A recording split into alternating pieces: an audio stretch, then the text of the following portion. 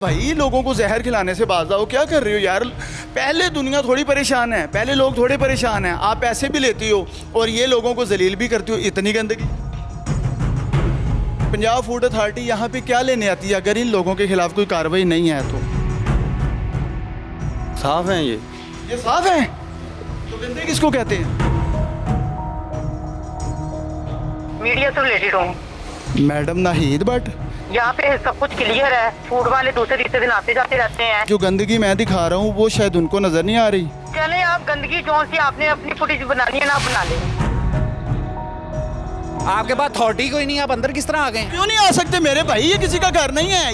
यहाँ पे लोगों को जहर खिलाया जाए, हम अंदर ना। जहर भाई तेरे को किड़ी अथॉरिटी चेक करने वाली जहर? आप कौन है मुझे तो ये भी नहीं पता। और सर मैं मोहल्लेदार हैं, ओनर है, मैं जो हूँ आपको वो भी पता आपका लग लाइसेंस आप दिखाने चाह रहे थे कहाँ पे?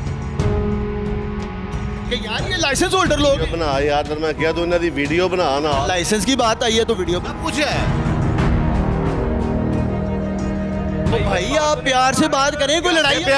प्यार से बात करने वाली है। इसको क्या है, ये कोई गलत चीज है? अगर आप सही हैं तो फिर इस तरह क्यों? सही है, हम कह रहे आप हैं। लड़े नहीं, प्यार से बात